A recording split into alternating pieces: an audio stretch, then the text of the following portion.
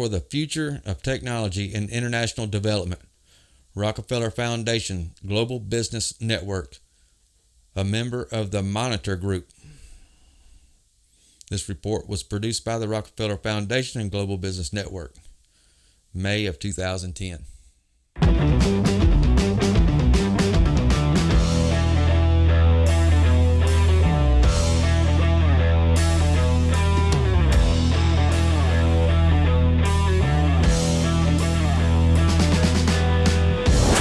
That was written by the Rockefeller Foundation in 2010, and I'm only going to read you a little piece of it, but I'll get the link and have the link to this report or this plan in the description.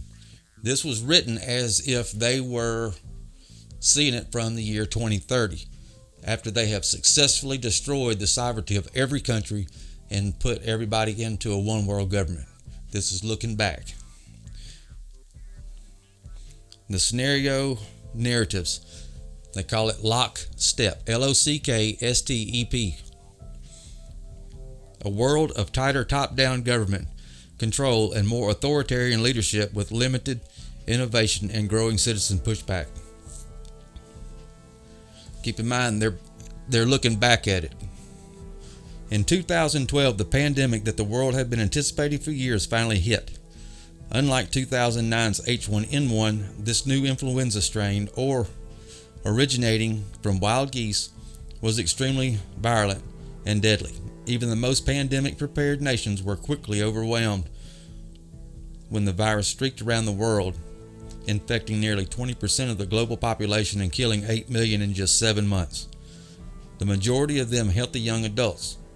The pandemic also had a deadly effect on economies. International mobility of both people and goods screeched to a halt, debilitating industries like tourism and breaking global supply chains. Even locally, normally bustling shops and office buildings sat empty for months, devoid of both employees and customers.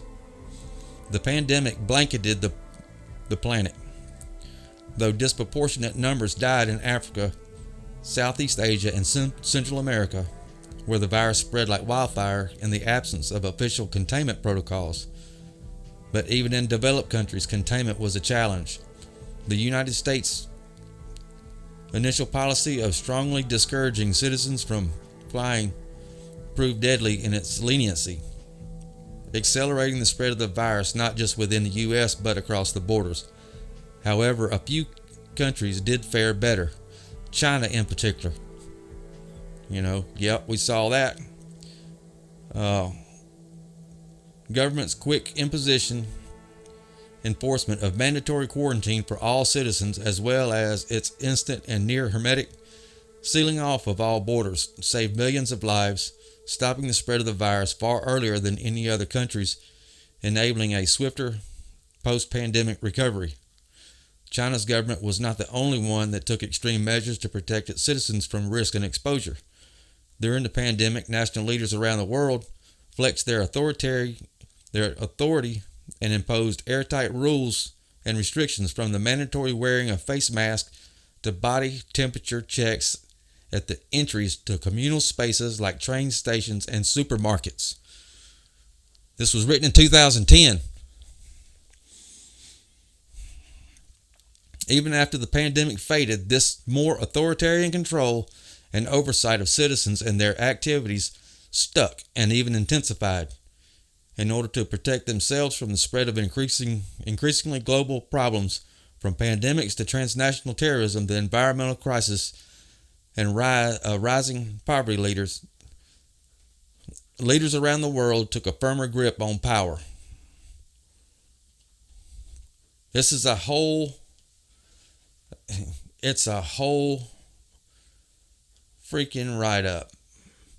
And something else, I had to do screenshots because it keeps getting deleted. I guess Google's helping them out. One of the things that we're seeing right now is contact tracing. That ain't something that just came up. That was planned. 2010, folks. Quarantine restricts in-person contact. Cellular networks overloaded. 2013. Remember, they're acting as if they have already succeeded all the way through, and they're in 2030 looking back. We're all being played. Black, white, Hispanic, Asian. We're all being played. You know. You like Trump, hate Trump.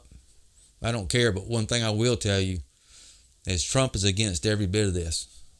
Trump is pretty much fighting it on his own. It's the whole media, the whole far left communist movement, the globalists.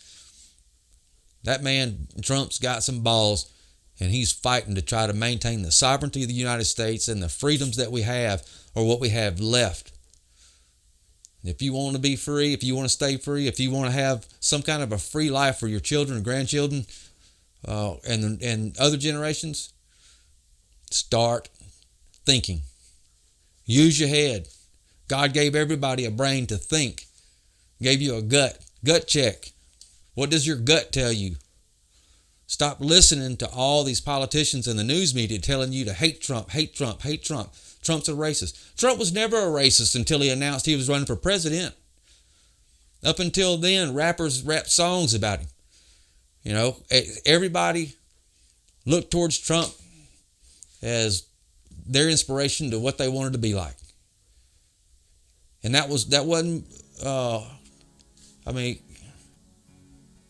that was more so out of the black community than it was the white community.